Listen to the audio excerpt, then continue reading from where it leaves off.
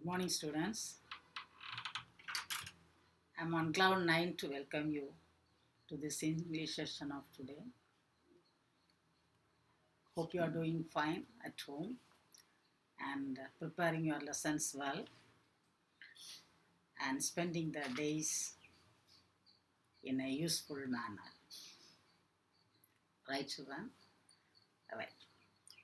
Now we are a little busy with the portions, completion of the portions, so I have no time to while away. So directly let us go to the lesson. In the previous class that we have seen how this Edmund Hillary has traveled to reach the summit and what all the hardships he and his friend underwent on the way. And we are in the middle, that is in page number 112 we are.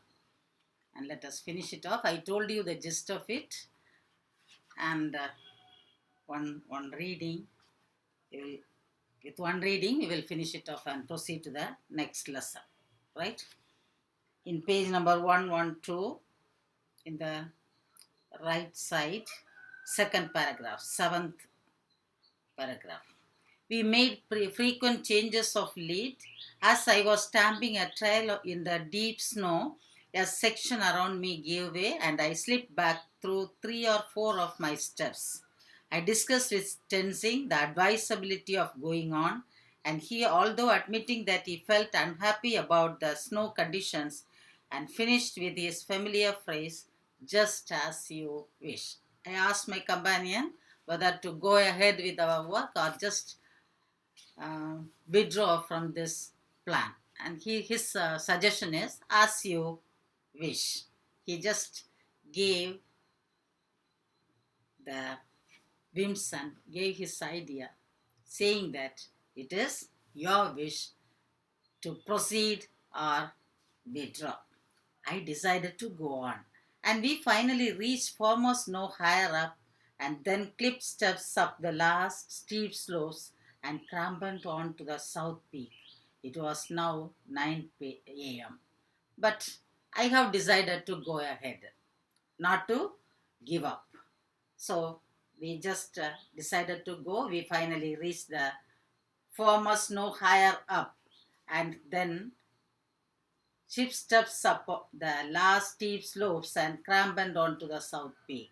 Crammed is a metal piece with a pointed, sharp edge which is kept below the shoes to protect themselves from the snow. We cut a seat for ourselves just below the south summit and removed our oxygen apparatus. As our first partly full bottle of oxygen was now exhausted, we had only one full bottle left.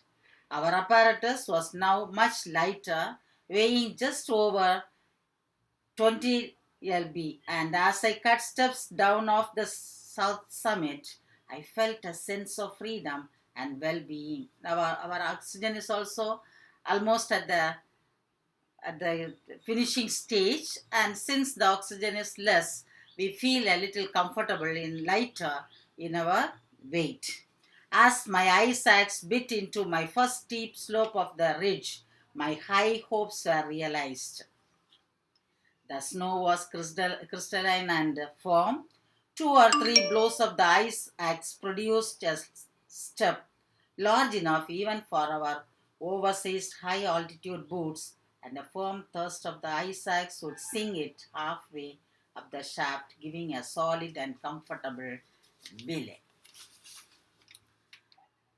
We moved at one at a time. I would cut a 40-foot line of steps, Tenzing belaying me with while I worked. Then in return, I would sink my shaft and put a few loops of the rope around it, and Tenzing, protected against a breaking step, would move up to me. Then once again, as I belayed me, I would go on cutting. That is, what is this belaying? There is a word. See, this is mostly associated with the people when they cut woods. And when they travel from this, just move from one end to the other, they use this belaying. It is a climbing attaching to a rope or to the rock, etc. They will tie one end of it, a rope, to the tree or a rock or something like that, and make a person safe while climbing, so that they can just climb very safely holding the rope. That is called belaying, right? We moved at one at a time. We were just moving one at a time because it is a narrow, steep passage.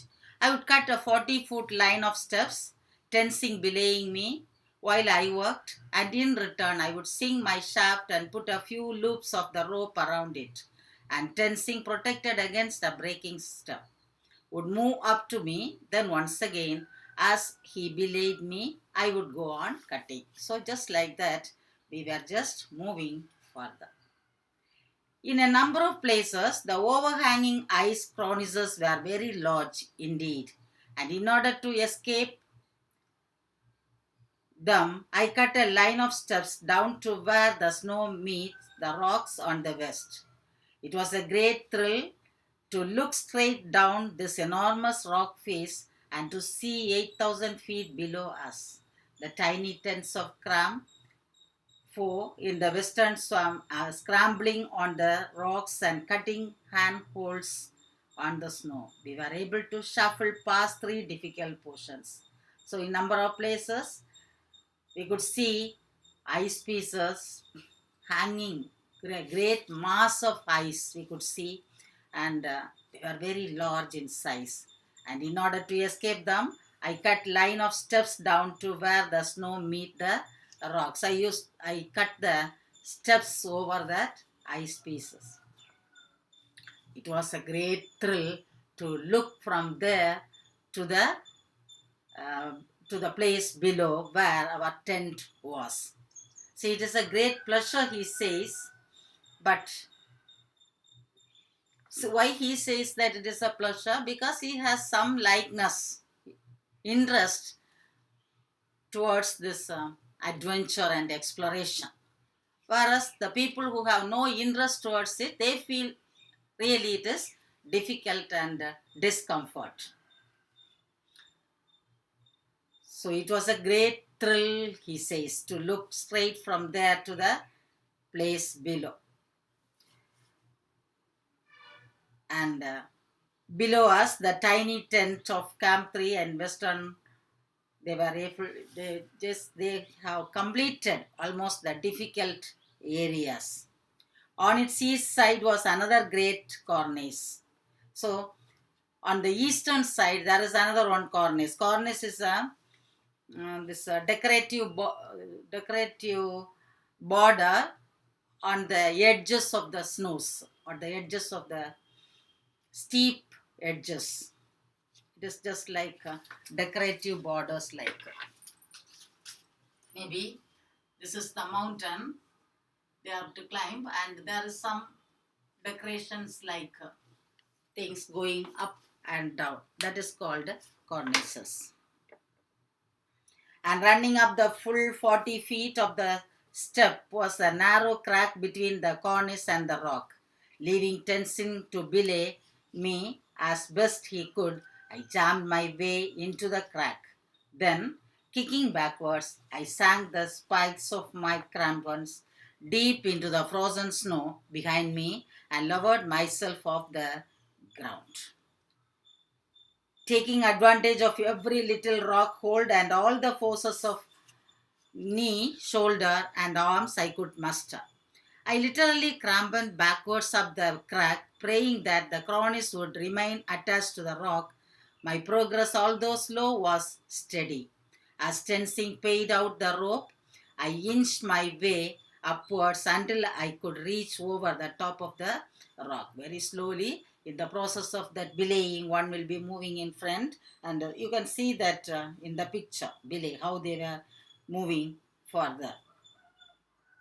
So praying to God at the difficult, as we do when there is difficulty in our life, But the thing is, we have to pray very always to God, but mostly we will seek God when we have difficulties in our life. So, though there we prayed well and just we were moving, first he was belaying me and I was belaying him, just like that we were just moving forward and forward.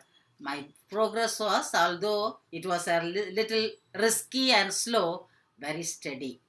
As tensing paid out the rope, I inched my way upwards until I could reach over the top of the rock and drag myself out the crack onto the wide ledge. That ledge means a narrow piece of rock at the sticking that is sticking out from the cliff of the mountain.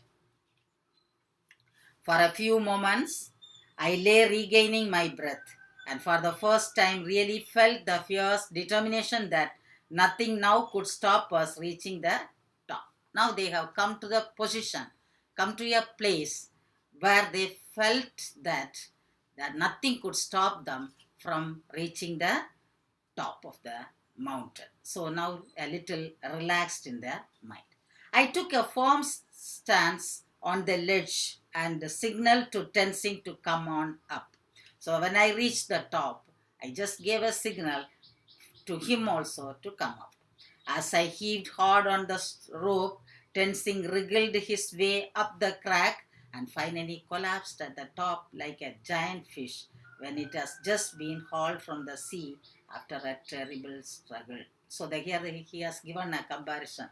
So Tenzing was wriggling his body with the twist and turn in between, and he also finally reaches the place. So it is compared to after reaching the top, they were just like a fish, which with very great difficulty it reaches the shore, and after terrible struggle it may be looking tired and at most at the position of dying. So just like that, Tenzing also wriggled his way on the crack and finally collapsed at the top like a giant fish, which also collapses when when it is taken out of the water. The ridge continued as before, giant cornices on the right, steep rock sloped on the left, the ridge curved away to the right, and we have no idea where the top was. So after reaching there, we could not find out where the exact top is, the steep mountain's edge is. The ridge curved away to the right, and we have no idea where the top was. As I cut around the back of one hump, another higher one would swing into view. So to find out the edge, I just cut one mass of snow, and move one step forward. Then we could see another very big hump of ice. Time was passing and the ridge seemed never ending. There is no end for the ridge. We are moving further and further, cutting the ice pieces and moving forward, but there is no end. When we cut one hump, one ice mass, then another ice just come and faces us. Our original stress had now quite gone, and it was turning more into grim struggle.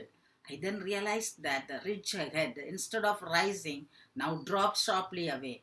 I looked upwards to the sea to see a narrow snow ridge running up to a snowy summit, a few more whacks on the ice axe in the firm snow, and we stood on top. One after another, we could see huge ice masses. We were just removing it one by one with our instruments and moving forward. My first feeling was of relief that there were no more steps to cut. I was praying that I could not see any more steps further. This must be the final ice piece. No more ridges to traverse and no more humps to tantalize us with hopes of success. I looked at Tenzing.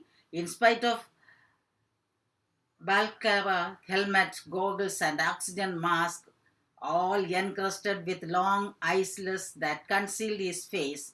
There was no disguising his grin of delight as he looked all around him.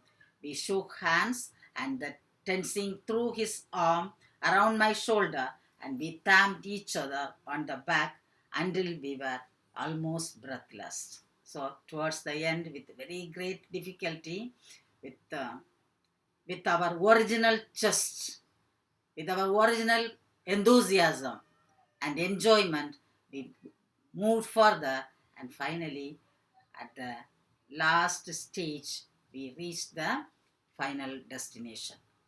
My first feeling was of relief, and I just felt very happy and looked at Tenzing, and he was also very exactly happy, extremely happy that we shook hands with one another, each other, and Tenzing threw his arm around me and hugged me, and we thumped each other on the back until we were almost breathless. We were jumping with joy because of the extreme happiness. It was 11:30 a.m.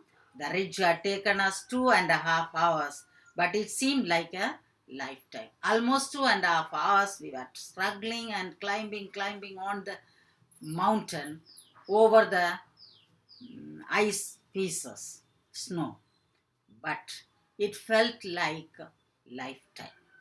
To the east was our giant neighbor, Makalu, unexplored and unclimbed. There are so many other places around us to be explored, not yet explored by people. One among it is a giant Makalu, and far away it is a mountain, Makalu. Far away across the clouds, the great bulk of Kanchenjunga loomed on the horizon. The other end, we could see a great mountain by name Kanchenjunga. To the west, we could see the great unexplored ranges of Nepal stretching off into the distance. The other side, we could see Nepal. So here, the author says that there are so many places yet to be explored. He names one or two as Makalu, Kanchenjunga, and the Nepal range. The most important photograph I felt was a shot down the North Ridge, showing the North Col and the old route which had been made famous by the struggles of those great climbers of 1920s and 30s. After 10 minutes, I realized that I was becoming rather clumsy figured and slow moving. So I quickly replaced my oxygen set. Sorry. We took some important photographs, and after that I just felt that I'm a little tired, and from that I could understand that my oxygen cylinder is getting emptied. So I quickly replaced my oxygen set. Meanwhile, Tenzing had made a little hole in the snow, and in it he placed various small articles of food, a bar of chocolate, a packet of biscuit, and a handful of lollies. Small offerings indeed, but at least a token gift to the goddesses that all devout Buddhists believed have their home on its lofty summit. After reaching there, Tenzing just offered some offerings to the goddesses and worshipped him as a mark of thanksgiving. While we were together on the South Col 2 days before, Colonel Hunt had given me a small crucifix which he had asked me to take to the top.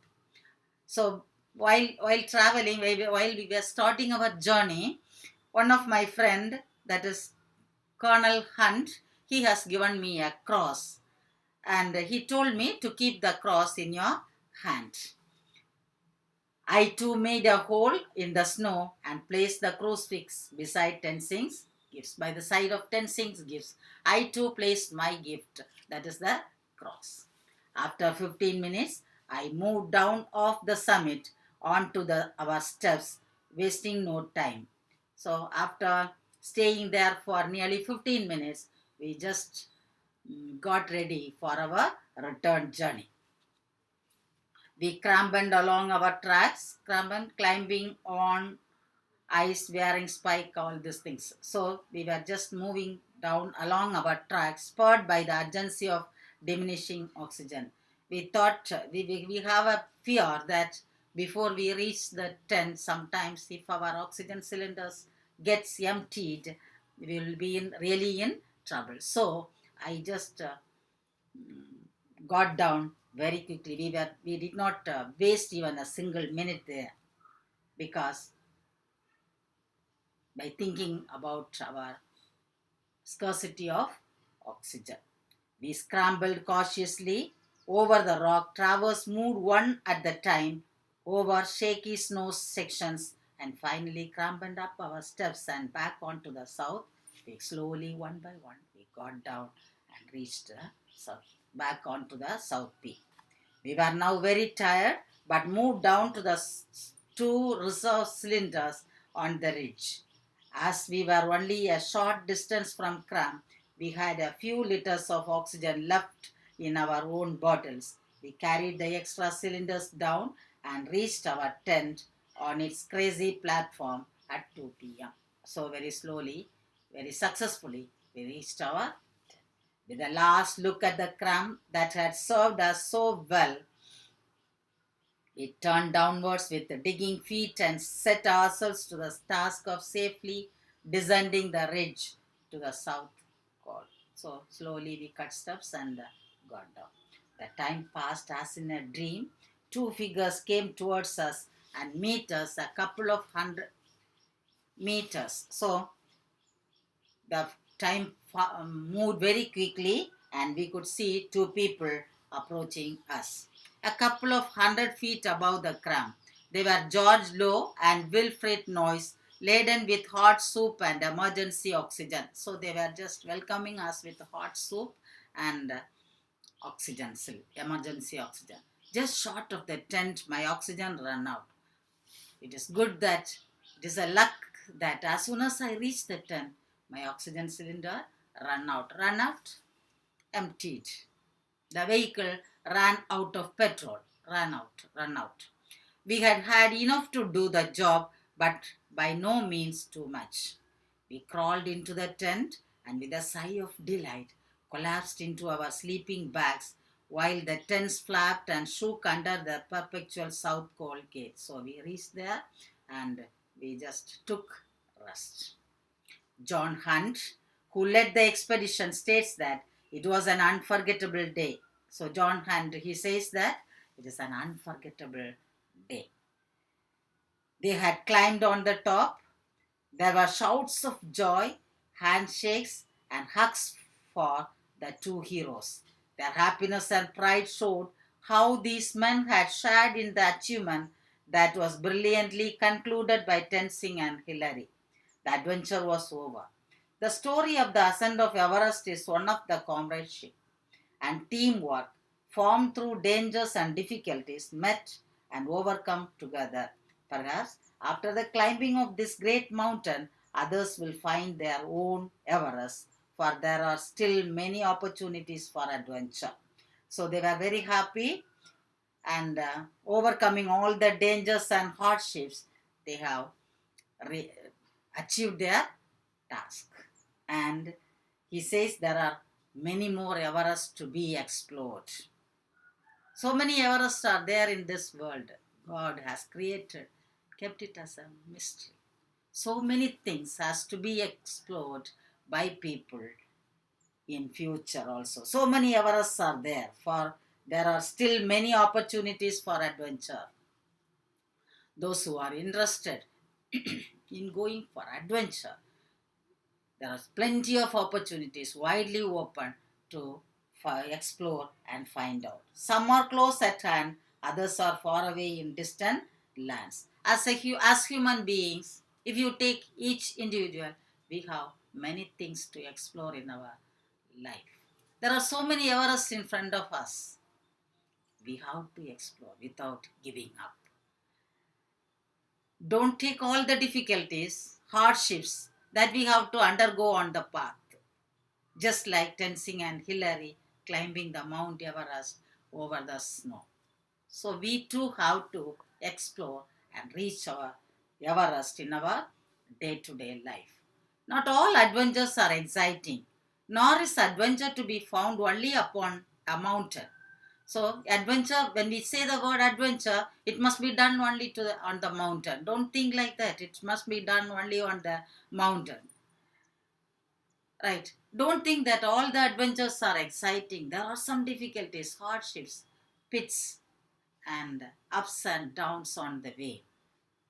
There are Everests to be climbed in our everyday life. In our day-to-day life, also we have to climb many Everest and explore many things, get more and more experiences in our life.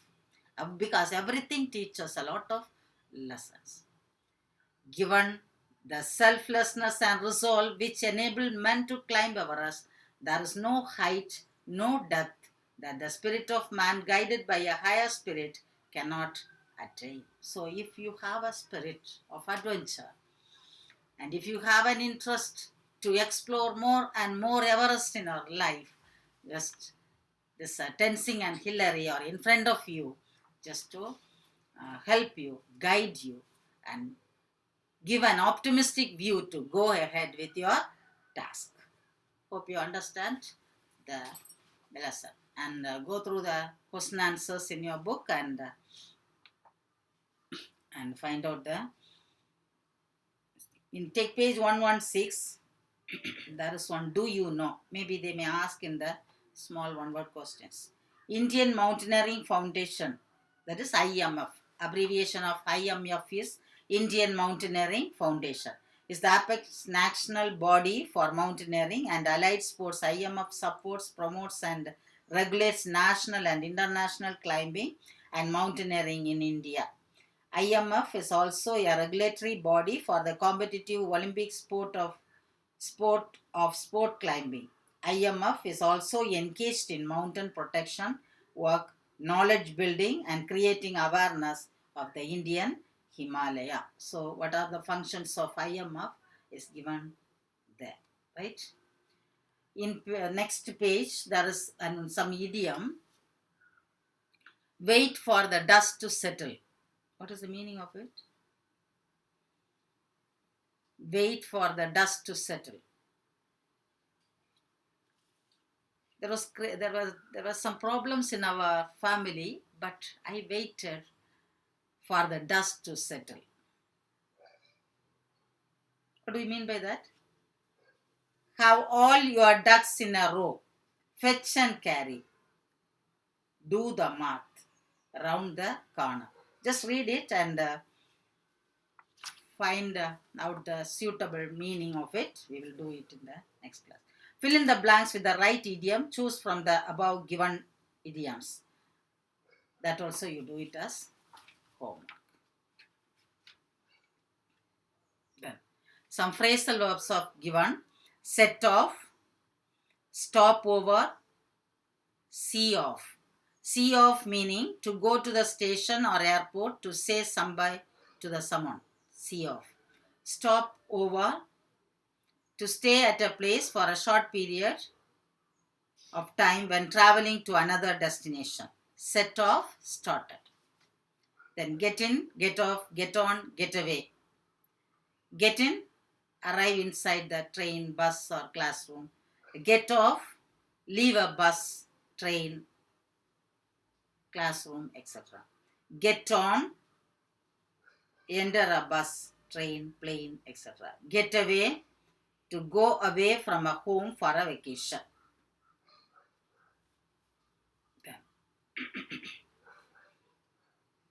the remaining things we will see when we come to our classes and faces us face to face, right?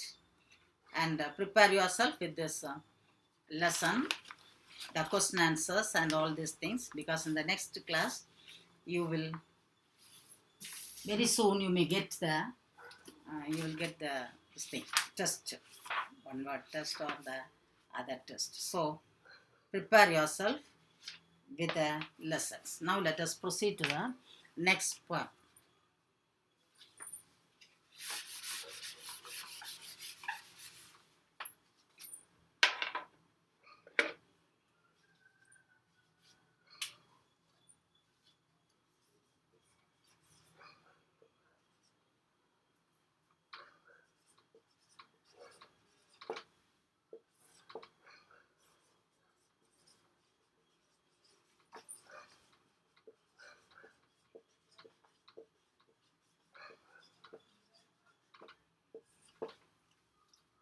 title of the poem is Ulysses by Alfred Lord Tennyson. He was a famous poet of England, and he was a poet laureate of Ireland and England during the period of Queen Victoria. He was a very famous poet. He wrote a number of poems which was highly appreciated by the critics. Here, this poem, Ulysses. Ulysses is a dramatic monologue. It is a monologue. He is just saying to himself. Mono, single, log, speech. It contains 70 lines of blank verse. Blank verse is that as we were learning poem, I used to say that find out the rhyme scheme of it. That is, while poets write some poems, there will be some particular fixed blank that rhyme scheme. But this poem, Ulysses, has no rhyme scheme at all. So it is a blank verse. Now, who is Ulysses? Ulysses is the king of Ithaca. And he is the one who wished to go travel far and wide the country and get more and more experiences in his wish to get more and more experiences in his life. But actually he is a king. Now you can just imagine the responsibilities of kings. We have to take care of the whole country's responsibilities, people's responsibilities. But this Ulysses has no interest in ruling the people at all. But his aim is to travel far and wide the country and get more and more experiences. And what he does is he gathers his fellow people, men, and prepare the journey and exhorts them not to waste their time left on the earth.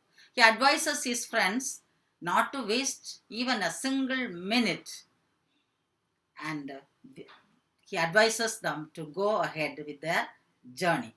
Ulysses has grown old and he has plenty of experiences since he has underwent so many adventures in his life. And one such thing is in the Battle of Troy and over the seas also. After returning to Ithaca, he desires to embark upon his next voyage. So he came back after the Battle of Troy and he doesn't like to stay there for a long time. He so urges his friends to go ahead with the next voyage. His inquisitive spirit is always looking forward to more and more of such adventures. This poem, this Ulysses, has three parts. The first part is the thirst for adventure, which does not allow Ulysses to remain in his kingdom as a mere ruler. In the first part, he tells us that he has a thirst, unquenchable thirst for adventure. Just because of that unquenchable thirst, I cannot stay and remain as a king in my kingdom, taking care of my subjects. In the second part, he handed over his responsibilities as a king to his dear son Telemachus. And he has full confidence in his son. Unlike him, he says that, unlike myself, my son will take care of my kingdom and he takes care of my wife also. So he has full faith in the talents and abilities of his son and he handed over the responsibilities to him. In the third part, he just calls his fellow people, sailors, and urges them to go ahead with the journey. Come to the seashore very quickly so that we can start our journey. So the poem consists of three parts. First one is he expresses his thirst for adventure. Second one is he handed over his responsibilities to his own son Telemachus, who he says that will take care of the kingdom better than himself. In the third part, he just invites everyone to come and invites everyone to come to the seashore to move further without wasting a single minute. Right, children? We will see the poem line by line in the next class. Till then, read the introductory part and finish up the summit also. Thank you, children.